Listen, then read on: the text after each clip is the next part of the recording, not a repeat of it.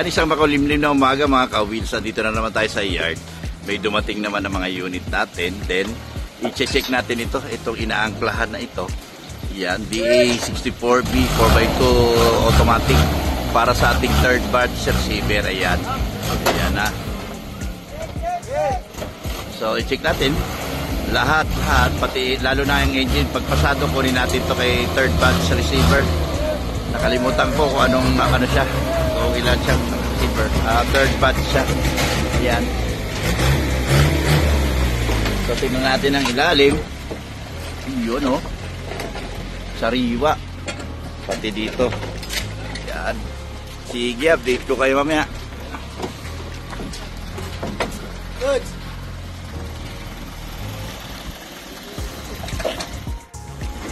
Hello mga ka-wheels, ayan, dito naman tayo sa yard. Yan, try natin itong isang DA64B 4x2 automatic na power window front. Yan, para sa ating third receiver paluwagan. Yan, third receiver ay third batch. Yan, ewan ka, I think ano siya, third receiver siguro. Yan, so ayan, i-revolution natin.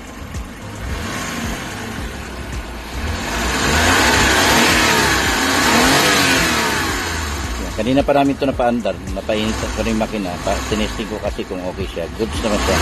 So tumutunog lang yung ano niya, yung tensioner bearing, papalitan lang natin yan, i-recondition natin yan. Importante, good engine.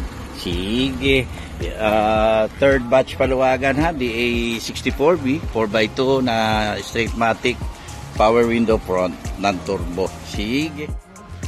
Hello mga ka-wheels, ayan, nakakuha na tayo ng ating para sa third batch paluwagan naman. So may first batch na, may second batch, ito third batch na tayo. Ayan. Second batch pala, third receiver. Sorry. Ayan. Ano to, DA64B 4x2 matic. Yan. Request niya power window front. Yan. So, schedule na natin ito ng conversion. Yan, para sunod-sunod na. Sige, update ko kayo. So, ayan, hello mga ka-wheels. Update tayo sa ating second batch na paluwagan, third receiver. Yan. Kung mapapansin nyo na nauna yung solid. Yan, yung full weld na tinatawag. So, ayan, nabaklas na natin dito sa harapan.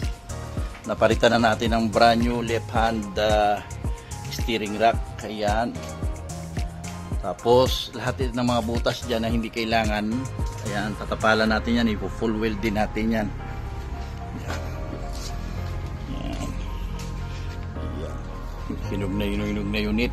Meron lang mga dents, ayan, hindi natin maiwasan yan sa pag-unload. Again, paluwagan ha, second batch, third receiver. Sige, update ko kayo. Hello mga ka-wheels, ayan, update naman tayo sa isang, paluwagan. Yan, na masilyahan na ito, pinapatuyo lang natin yung yung primer para maganda yung pagkamasilya, hindi kagad bumukol. Yan, nag-uulan lang. Yan. Sa ating ito parang sa second batch yata to. Nawala na, nalihan na. Sige. Hello mga ka-wheels, update naman tayo sa isang DA64B 4x2 na automatic. Yan sa ating second batch yata ito, second batch. Yan, nawala na yung sulat niya kung ilang receiver ito. Basta sa second batch ito ha. Ayan na, napasilyahan na, na-primer na yung iba, tapos ipinapati naman natin uli. Yan.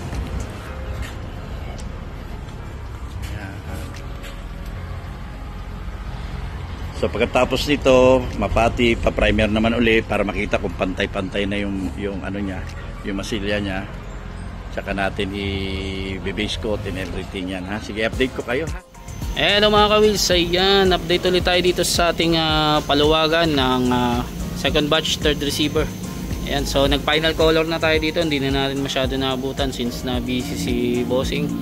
Ayan, last time kasi wala rin ako dito, yung taga video niya. So ito, nag final color na tayo sa kanyang body. Ayan, no, parang light pink yung color niya. And then meron din siya sa ibabaw. Ayan, two-tone siya na color black. Then ang next natin dito, itong kanyang dashboard, pati itong kanyang flooring. Ayan, dito sa side nalagyan na rin natin ng body color. Ayan. So hindi pa siya dumaan sa kanyang heavy PMS. So ayan, yan yung i-next din natin dyan. So yan ang update natin dito sa ating second batch, third receiver, Palawagan. Ayan. So mag-update ulit kami. Sige. Hello mga ka-wheels, ayan, update naman tayo dito sa ating second batch, third receiver sa ating Palawagan. So halos nakompleto naman natin yung painting sa labas, yung pintura niya, ayan, pati under chassis okay na. So dako naman tayo sa kanyang heavy PMS. Ayan, so nagkalas na tayo dito ng mga parts niya, like ito, yung intake manifold, throttle body, tsaka injector. Ayan, palitan natin yung spark plug niya, ayan, kinakalas natin. Yung oil pan niya nauna ng linisan, ayan, nandito siya, pinapatuyo na natin. Ayan, malinis na siya. Natanggal na natin yung mga buha-buhangin na nasipsip nitong magnet. Ayan. After nyan linisan, mag-ano tayo, change oil. Ayan, palitan din natin tong filter dryer, ano niya, air filter. Ayan, medyo malinis pa pero palitan natin ng brand new. Ayan. Sige, update tayo ulit. Hello mga ka-wheels, ayan, natapos na nating linisan tong kanyang top. So di natin masyado na videoan since pumunta tayo ng yard pero yan, ito, nabutan na natin, nagpapalit na siya ng spark plug. Ayan, tapos magsalin siya ng oil. Ayan, palitan din natin ng oil filter, brand new. Napalitan din natin ng air filter na bago. Ayan, natakpan na kasi. Ayan, sige. Ayan, sali na tayo ng oil para dito sa ating Palawagan. Ayan, 3 liters ng 10W. Ayan, since non-turbo siya. Tapos ATF 3 liters din. So ayan, halos ano na tayo, finish na tayo sa kanyang almost done na tayo sa kanyang heavy PMS. Ayan, so antayin na lang natin makompleto ito. So nag-order na tayo ng kanyang mugs. Kontakin lang natin si client kung final na yung gusto niyang design. And then yung upholstery niya, ayan, coming na rin yan, mga upuan. So sige, mag-update ulit tayo dito para sa ating second batch, third receiver, Palawagan. Sige. Hello mga ka-wheels, ayan, update naman tayo ulit dito sa ating second batch, third receiver ng ating Palawagan. So nailabas na natin sa painting area ito, hindi na natin masyado na videoan last time. Ayan, naikabit na yung kanyang gulong, yung brand new mag center, and then for assemble na siya. So nandito siya para i-bapping, i-assemble yung mga parts niya sa loob, yung upholstery niya, inaantay lang natin. Ayan, so waiting muna siya dito. Ayan, so dumaan na rin naman to sa ating heavy PMS. Ayan, so yun na lang ang kulang niya for completion na to. Ayan, tsaka final touch bago natin isalang sa ating road test series. Ayan, so ayan ang update natin dito sa ating second batch, third receiver. Ayan, sige, update tayo ulit. Mga ka-wheels, ayan, update naman tayo dito sa ating Palawagan, second batch, third receiver. Ayan, so ang kanyang pagbabago is dumating na yung kanyang upholstery. Ayan, so sinisimulan na natin i-assemble, like yung mga accessories niya, electricals. Ayan, pati yung aircon PMS niya. So dito nagkabit na tayo ng 7-inch. Ayan, so inaayos na rin natin yung mga ilaw. Tapos trigger pan. Ayan, so pabox nandito na. Ayan, so for assemble na lang to bago natin isalang sa road test series natin. Ayan, na rin naman to, na fully tint na siya. Ayan, nakabitan na natin ang brand new windshield dyan last time pa. Ayan. So ayan ang update natin dito sa unit ni second batch, third receiver, Palawagan. Ayan, so update tayo ulit. Ayan, isang ulan na gabi sa inyo lahat. Road test naman tayo ngayon sa isang Palawagan natin. Ano to? Ilang receiver to, man? Third receiver, second batch. Yan, DA64B na 4x2 matic.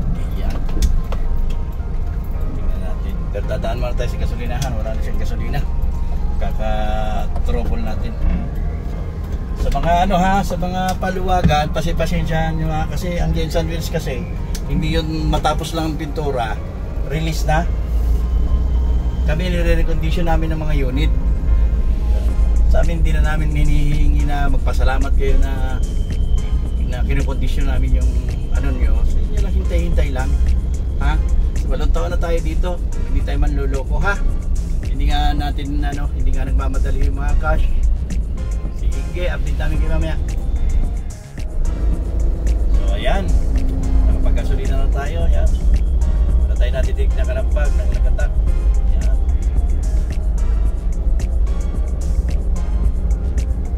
Okay ito rin yan. Tahimik. Yung napansin ko lang sa tambucho, i-checker natin yan. Baka may sumasaya doon sa ilalim. Yung bracket niya, yan lang napansin ko. So parang okay naman siya. Ayan o, tambucho natin, dinig natin. Parang sumasaya sa chassis. Ibabalik natin yan mamaya. Check upin natin yan. Okay, balik tayo sa shop ha. Update na naman namin kayo ulit. Hello mga ka-wheels. Ayan, final road test na tayo dito sa unit ni Paluwagan, second batch, third receiver. Ayan. So actually maraming beses na itong dumaan sa ating road test. So ngayon halos pasado na siya. Pero ipa-final road test pa rin natin siya. So marami naging adjustment dito. Ayan. So far wala naman siya. Kanina nag-road test na ako ng ilan na Ayan. So ngayon i-final natin, subukan ulit natin. Ayan. Ayan o. So okay naman siya. So ito kapag pasado na to, actually pasado na talaga to para sa akin tsaka kay bossing. Kasi ilang beses na namin to ni road test. Ayan, so diretso na to sa ating area kung saan natin binibideo itong mga unit. Ayan. Ayan, all goods na siya.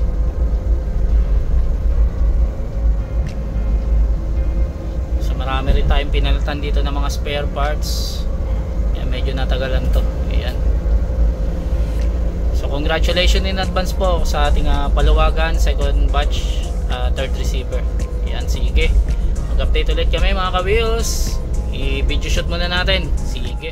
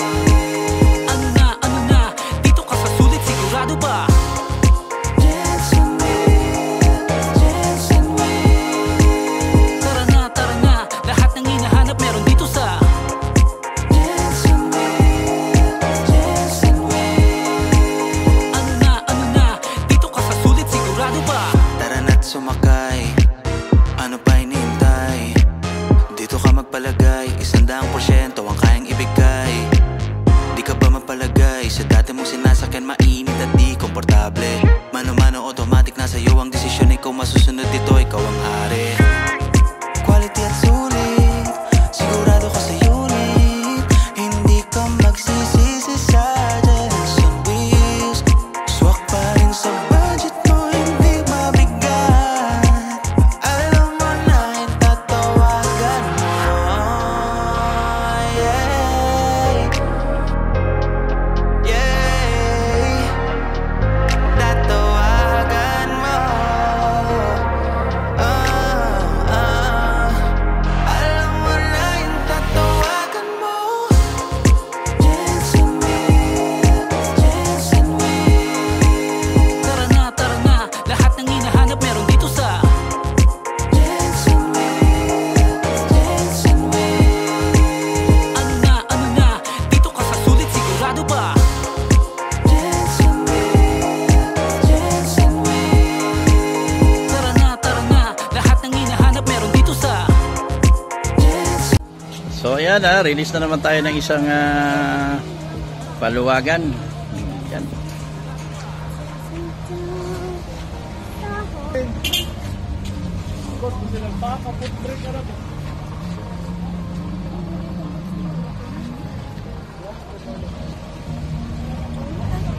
Yan. Kabaking na. Okay. Sige. Sige po, ingat. Yan, natin release naman tayo ng paluwagan. Happy na naman sila. Basta wag lang kayo magmamadali. Sige. God bless us all.